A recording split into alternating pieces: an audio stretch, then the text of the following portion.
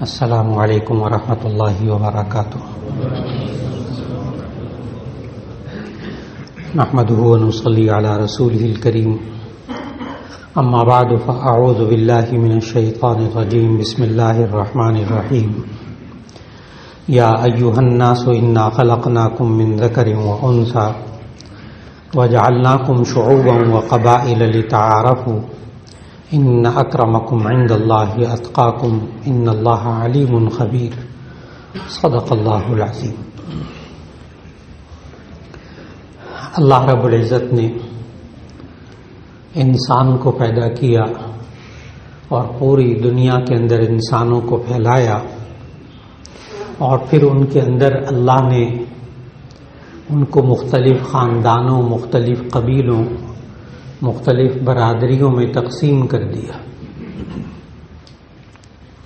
اور سورہ حجرات کی اس آیت میں اللہ تعالیٰ نے اس تقسیم کو اپنی طرف منسوب کیا کہ یہ میں نے کیا ہے. یا ایھا الناس انا خلقناکم من ذکر وانثی، اے لوگو ہم نے تمہیں ایک مرد اور ایک عورت سے پیدا کیا. وَجَعَلْنَاكُمْ شُعُوبًا وَقَبَائِلَ، ہم نے تمہیں مختلف خاندانوں، مختلف قبیلوں میں بنایا. لِتَعَارَفُوا، تاکہ تم ایک دوسرے کو پہچانو. یہ اللہ نے تقسیم معاشرے میں کی. لیکن سوال یہ ہے کہ ہمارے ہاں عام طور پر جب رشتے ہوتے ہیں تو وہاں پوچھتے ہیں کہ جی آپ کا خاندان کیا ہے، آپ کی قوم کیا ہے، آپ کی برادری کیا ہے. تو بہت دفعہ جواب یہ ملتا ہے کہ آپ نے اگر مسلمان سمجھ کے رشتہ کرنا ہے تو کر لیں، ہم برادریوں قبیلوں کو نہیں مانتے. اور جو لوگ معاشرے کے اندر اپنی برادری کو، اپنے قبیلے کو، اپنے خاندان کو عزت والا سمجھتے ہیں، وہ اپنی بچیوں کو اپنے خاندانوں اور قبیلوں اور برادریوں سے باہر، ان کی یعنی ذات کی باہر وہ شادی نہیں کرتے. اور ہمارے معاشرے کے اندر بعض برادریوں کو، بعض ذاتوں کو عزت والا سمجھا جاتا ہے، بعض کو عزت والا نہیں سمجھا جاتا. اب سوال یہ ہے کہ کیا یہ قبیلے، برادریاں یہ عزت کا معیار ہیں یا کچھ اور عزت کا معیار ہے؟ اور جب اللہ نے خود ان برادریوں، قبیلوں، خاندانوں کو بنایا ہے تو اس کا استعمال کیا ہے پھر؟ اس لیے کہ آج بہت سی بچیاں رشتوں کی وجہ سے بیٹھی رہتی ہیں، صرف اس وجہ سے کہ یا ان کی برادری بہت عزت والی شمار کی جاتی ہے اور اس برادری کا رشتہ نہیں ملتا، اور یا بہت سے اچھے لڑکے والے ہوتے ہیں، شریف لڑکے ہوتے ہیں، وہ بچیوں سے اس طرح شادی نہیں کرتے صرف اس وجہ سے کہ ان کے خاندان ہمارے خاندان کے ہم پلہ نہیں ہے، ہماری عزت اور برادری کا مسئلہ ہے. یہ ذات پات کی جو تقسیم ہے، عزت و ذلت کے معیار کی، یہ نبی کریم صلی اللہ علیہ وسلم کے تشریف لانے سے پہلے یہ بہت زیادہ تھی. اور اب آج کل ہمارے معاشرے میں جو دوبارہ آ گئی وہ ہندو مت کی وجہ سے. ہندو مذہب کے اندر ذات پات کی تقسیم بہت عجیب و غریب تقسیم ہے. یہ ذہن میں رکھیے گا کہ دنیا کے اندر دو مذہب ایسے ہیں کہ جو بائی برتھ وہ مذہب ہوتا ہے کسی کا، ایک یعنی پیدائشی، کنورٹ ہو کر، تبدیل ہو کر اس کو شمار نہیں کیا جاتا اس مذہب میں. ایک یہودی اور ایک ہندو. یہودی بھی بائی برتھ ہوتا ہے، یعنی جو پیدائشی یہودی ہے، ماں باپ یہودی تھے، آگے جو اولاد ہوگی وہ یہودی ہوگی. اور اگر کوئی یہودی مذہب اختیار کر لے تو وہ یہودی نہیں کہلاتا، اس کے لیے انہوں نے اور نام رکھے ہوئے ہیں. یہودی نہیں ہو سکتا، وہ بائی برتھ ہوگا. اسی طرح ہندو ہے. ہندو کے ہاں جو بائی برتھ ہوگا وہ ہندو ہوگا، وہ اعلیٰ ذات ہوگی. اور جو اس کے علاوہ تبدیل ہو کر آئے گا کسی بھی مذہب سے تو وہ ہندو نہیں ہوگا، اور اگر ہوگا تو وہ شودر ہوگا، گھٹیا ترین ذات. ان کے ہاں 4 ذاتیں ہیں. سوچیے گا یہ ہندو مت ہم مسلمانوں کے اندر کتنا ہمارے گھروں میں گھسا ہوا ہے کہ ہندوؤں کے ہاں ایک برہمن ذات ہے، سب سے اونچی ذات برہمن، پھر اس سے نچلی ذات کھتری، پھر اس سے نیچے ویش، پھر اس سے نیچے شودر، یہ درجہ بدرجہ. سب سے اعلیٰ ذات برہمن، سب سے گھٹیا ذات شودر، اور درمیان میں وہ کھیتوں میں کام کرنے والے، کام کاج کرنے والے، وہ لوگ شمار ہو جاتے ہیں. آج بھی ہندوستان کے، انڈیا کے جو بڑے بڑے ریلوے اسٹیشن ان میں سے ختم کر دیا گیا بین الاقوامی دباؤ کی وجہ سے، اور تو کچھ نہیں. ورنہ آج بھی ہندوستان کے جو باقی اسٹیشن ہیں سارے کے سارے، ان سب کے اوپر جو پانی پینے کا ٹینک لگا ہوتا ہے، ٹینکی لگی ہوتی ہے، اس میں لکھا ہوتا ہے ایک ٹوٹی کے اوپر یہ برہمن کے لیے، اور ایک ٹوٹی کے نیچے لکھا ہوتا ہے یہ شودر کے لیے. یعنی ایک ٹینکی میں سے جو پانی نکل رہا ہے نا اس ٹوٹی سے، جس سے برہمن پانی پیتا ہے اسے شودر پانی نہیں پی سکتا. اور ان پر بڑا عذاب نازل کرتے ہیں، بہت تکالیف پہنچاتے ہیں. برہمن کے بیٹھنے کی جگہ شودر بیٹھ نہیں سکتا. اور برہمن جو ہے وہ کبھی بھی شودر کو رشتہ نہیں دے گا، سوال ہی پیدا نہیں ہوتا. وہ تجارت میں اس کو شریک نہیں کرتا. لیکن وہاں مسلمان جو کام کر رہے ہیں، جن کو اللہ نے توفیق دی ہے، جو ہندوستان کا بہت بڑا مسئلہ ہے اس وقت، وہ یہ ہے کہ شودروں کا مسلمان ہونا، جس کی وجہ سے انڈیا کو بہت زیادہ غصہ ہے مسلمانوں پر. مسلمان کیا کہتا ہے وہاں؟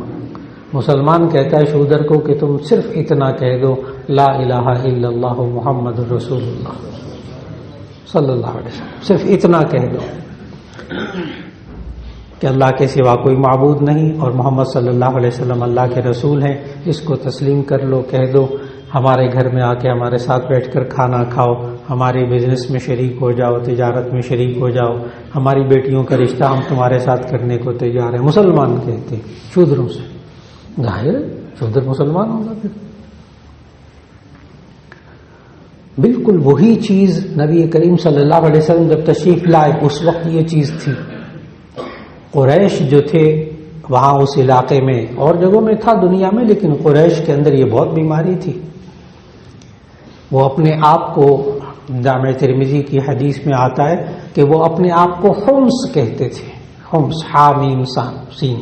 حمص کا معنی اگر میں ترجمہ کروں تو وی آئی پی اپنے آپ کو معاشرے میں سمجھتے تھے. آپ کو معلوم کہ وی آئی پی یہ مخفف ہے ویری امپورٹنٹ پرسن، یعنی انتہائی اہم شخصیت. چنانچہ یہ قریش نے اپنے لیے الگ الگ رکھے ہوئے تھے. جب سارا عرب جو ہے وہ مل کر اسلام سے پہلے وہ ننگے طواف کرتے تھے، بے لباس ہو کر طواف کرتے تھے کہ یہ گناہوں والا لباس ہوتا ہے، ہم ساری زندگی اس میں گزارتے ہیں، لہذا انسان کو بے لباس ہو کر طواف کرنا چاہیے. وہ چٹکیاں بجاتے تھے، تالیاں بجاتے تھے طواف کرتے ہوئے. حج ابراہیم علیہ السلام کے زمانے سے تھا، اس کو بگاڑ لیا تھا. لیکن قریش جو تھے نا وہ کپڑے پہن کر طواف کرتے تھے. کہتے ہم وی آئی پی لوگ ہیں، ہم خاص لوگ ہیں، ہم بیت اللہ کے مجاور ہیں، ہم لوگ جو ہے نا وہ کپڑے پہن کر طواف کریں گے. اور پھر جب حج کا زمانہ آتا تھا تو یہ مکہ، مینا، مزدلفہ یہ حرم کے حدود میں سے ہے. حرم کے حدود حضرت ابراہیم علیہ السلام نے بنائی ہوئی تھی، ان کے دور سے بنی ہوئی چلی آ رہی. تو یہ لوگ مکے میں بھی قریش حج میں رہتے تھے، مینا میں بھی جاتے تھے، مزدلفہ میں بھی جاتے تھے. لیکن یہ جو عرفات ہے نا، میدان عرفات، یہ حرم میں شامل نہیں ہے. یہ حرم میں شامل، حدود حرم میں سے نہیں ہے. چنانچہ یہ جتنے قریش مکہ تھے یہ حج کے اندر مزدلفہ میں ٹھہرے رہتے تھے، یہ عرفات جاتے ہی نہیں تھے. کہتے تھے ہم جو ہے نا بیت اللہ کے مجاور ہیں. نحن سکان اللہ، یہ لفظ بولتے تھے، نحن سکان اللہ، ہم بیت اللہ، اللہ کے گھر کے رہنے والے ہیں، ہم مجاور ہیں، ہم لوگ وہاں نہیں جائیں گے عرفات، آپ لوگ جاؤ، عجمی لوگ دوسرے لوگ جاؤ، ہم قریش نہیں جائیں گے، ہم وی آئی پی لوگ ہیں، ہم نحن الحمص. یعنی ان کے لیے قوانین ہی الگ تھے، ان کے لیے ضابطے الگ تھے. وہاں بھی عزت و ذلت کا معیار ذات اور خاندان، قبیلوں، برادریوں کو بنایا جاتا تھا. آج یہ معاشرے کے اندر بہت بڑی غلطی آ گئی، جس کی وجہ سے میں نے بڑا دکھ ظاہر کیا کہ بہت سی بچیاں رشتوں کی وجہ سے صرف اس لیے بیٹھی رہتی ہیں کہ ان کی اعلیٰ ذات ہے. اب ہم نے اپنی اعلیٰ ذات سے باہر نہیں کرنی شادی، ذات پات کو درمیان میں لاتے ہیں۔ اس کے لیے میں نے آیت جب شروع میں پڑھی کہ نبی کریم صلی اللہ علیہ وسلم نے اس پورے کلچر کو تبدیل کیا۔ بعض لوگ سوال کرتے ہیں کہ سید کیا غیر سید میں شادی ہو سکتی ہے کہ نہیں ہو سکتی؟ سید کہتے ہیں بنو ہاشم کو جن کو زکوٰۃ نہیں دی جا سکتی، صدقات نہیں دیے جا سکتے، بنو ہاشم کو کہتے ہیں۔ اب صاحب ہدایہ نے لکھا اور تمام فقہاء اور محدثین نے لکھا کہ یہ جو سید ہیں یہ نبی صلی اللہ علیہ وسلم کی اولاد تو آگے مردوں میں تو اولاد نہیں چلی، ما کان محمد ابا احد من رجالکم ولکن رسول اللہ وخاتم النبیین، نبی صلی اللہ علیہ وسلم کی نرینہ اولاد سے آگے نسل نہیں چلی۔ لیکن پھر سید کون ہوتے ہیں؟ بنو ہاشم کی اولاد میں سے 5 لوگوں کی آگے نسل چلی، 5 لوگوں کی، حضرت علی، حضرت عباس، عقیل، جعفر، حارث، ان 5 کی نسل جو آگے چلی تو ان کو کہتے ہیں سید۔ لیکن نبی صلی اللہ علیہ وسلم نے اس وقت جو قریش کے مقابلے میں، قریش کے ٹکر میں مخالف ترین جو لوگ ہوتے تھے نا قریش کے، وہ بنو امیہ ہوتے تھے، وہی بنو عباس، بنو امیہ، وہ سب چیزیں آپ حضرات تاریخ جو پڑھنے والے ذہنوں میں ہیں۔ تو نبی صلی اللہ علیہ وسلم کے اس وقت بھی ایک طرف قریش ہوتے تھے، ایک طرف بنو امیہ ہوتے تھے۔ لوگ سوال کرتے ہیں، اس کا جواب ذہن میں رکھیے گا، سوال کرتے ہیں کیا سید کی شادی، لڑکا لڑکی، اس کی غیر سید سے شادی ہو سکتی ہے؟ تو اس کا جواب یہ ہے کہ نبی کریم صلی اللہ علیہ وسلم نے اپنی 2 بیٹیاں بنو امیہ میں دی۔ کیا سید کی غیر سید سے شادی ہو سکتی ہے؟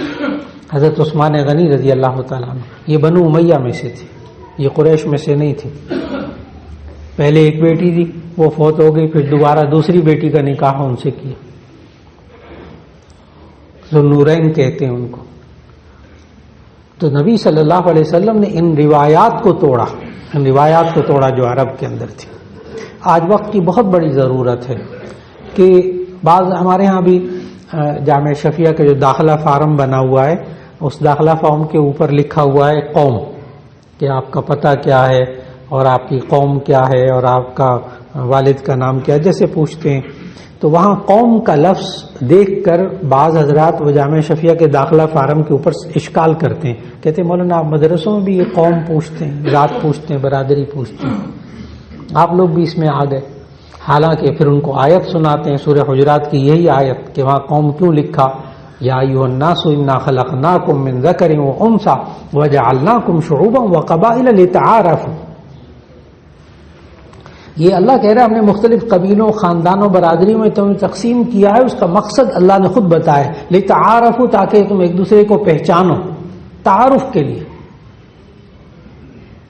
اب ڈاک کا نظام نہیں ہے، ورنہ میں اگر بات کروں تو جیسے آپ اب بھی ٹی سی ایس وغیرہ تو بھیجتے ہیں، باقی ڈاک کا نظام بہت کم ہو گیا، نوجوان نسل کو تو ڈاک کا نظام ہی نہیں ذہنوں میں رہا۔ لیکن جب ڈاک کا نظام ہوتا تھا تو آپ کئی ارب انسانوں، مسلمان نہیں کہہ رہا، کئی ارب انسانوں کے اندر اگر ایک انسان کو اگر آپ خط پہنچانا چاہتے تھے تو آپ کیا کرتے تھے، یا ابھی بھی کیا کرتے ہیں کہ آپ جناب اس میں اس ملک کا نام لکھتے ہیں، اور پھر ملک کا نام لکھنے کے بعد اس کا صوبہ لکھتے ہیں، پھر اس کا صوبے میں سے اس کا شہر لکھتے ہیں، پھر شہر میں سے جو علاقہ ہوتا ہے اس کا نام لکھتے ہیں، پھر ڈاک خانے کا نام لکھتے ہیں، پھر گلی نمبر لکھتے ہیں، پھر محلہ لکھتے ہیں، پھر اس کے بعد مکان نمبر لکھتے ہیں، پھر اس بندے کا نام لکھتے ہیں۔ کئی ارب انسان، دیکھیے تقسیم، یہ ملکوں کی تقسیم، یہ صوبوں کی تقسیم، یہ برادریوں، خاندانوں، گھروں کی تقسیم، کیا ہوتا کیا تھا کہ آپ کئی ارب انسانوں میں سے اگر کسی ایک انسان کو خط پہنچانا چاہتے تھے تو اس ایک انسان تک خط پہنچتا تھا۔ یہ اللہ نے تقسیم بنائی تھی لتعارفوا، تاکہ ایک دوسرے کو پہچانو۔ اچھا، اللہ کو معلوم کہ یہ جو میں خاندانوں، قبیلوں، برادریوں میں تقسیم کر رہا ہوں لوگوں کو، یہ بعد میں عزت و ذلت کا معیار بنا لیں گے، عزت و ذلت کا معیار بنا لیں گے، اللہ کو معلوم۔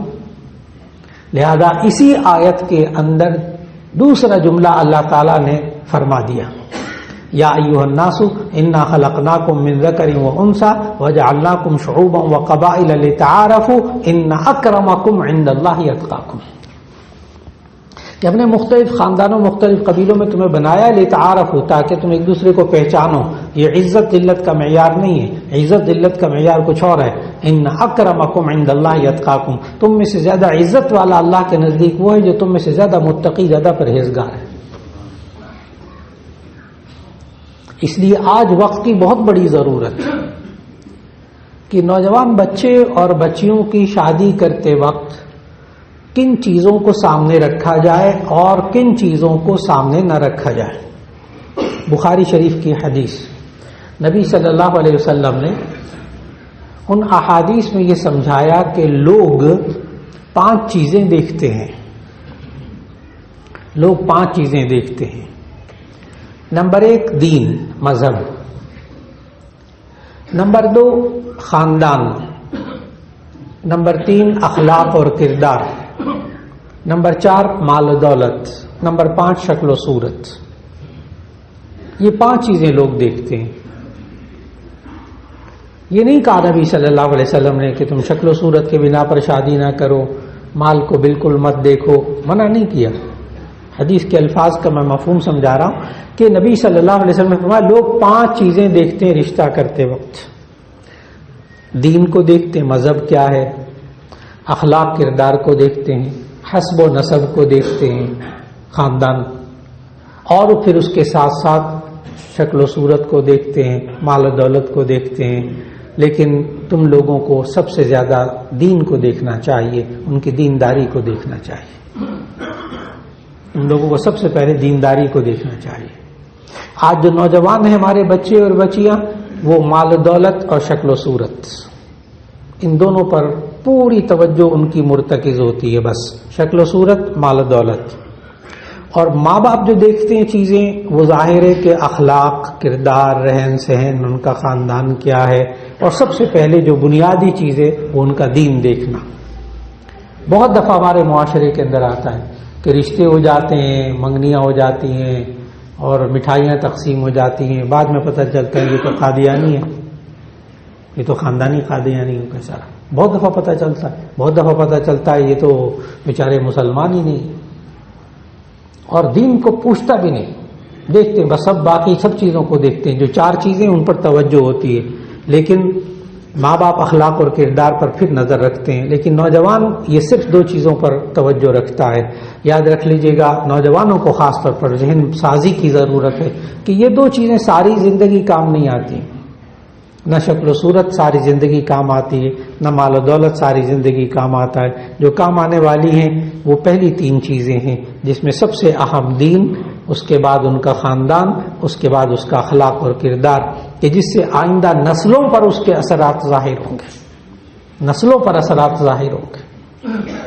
یہ مال و دولت اور شکل و صورت جو نوجوان طبقے نے ذہن میں بٹھایا ہوتا ہے، یہ ضروری نہیں، اس میں بھی ذہن میں رکھ لیجئے گا۔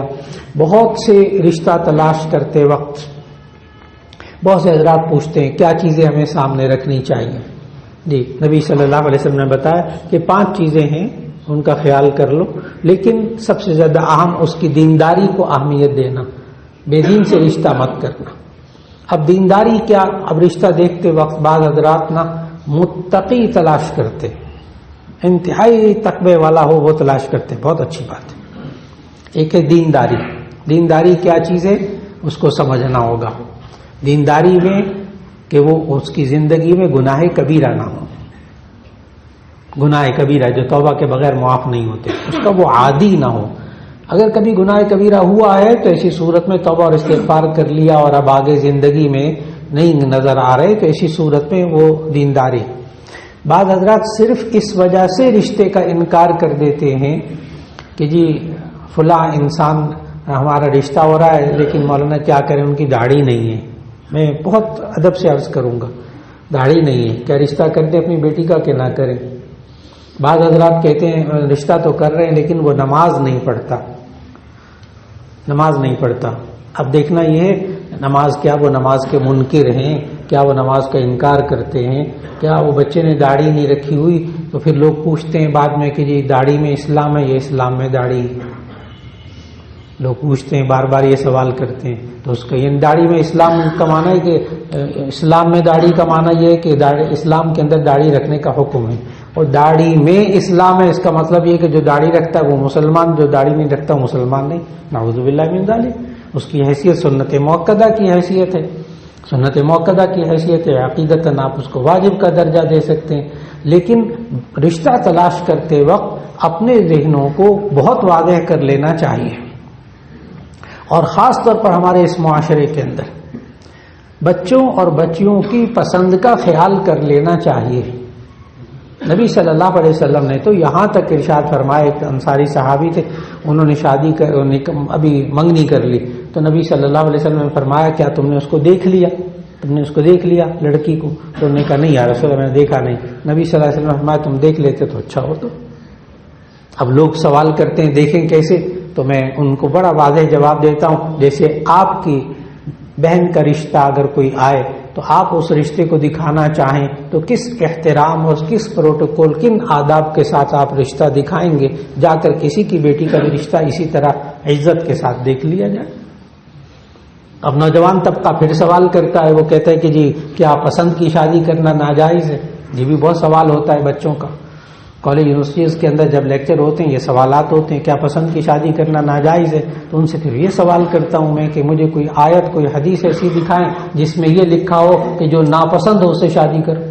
یہ کون سی حدیث آیت ہے؟ کہیں کوئی قرآن حدیث کا حکم نہیں ہے۔ تو یہ پسند کی شادی کریں، ماں باپ بھی کہیں شادی کریں گے تو پسند کی شادی کریں گے، پسند کر کے شادی کریں، ناپسندیدہ یعنی جس سے نفرت ہو اس سے شادی کرو، یہ تو قرآن حدیث میں نہیں ہے۔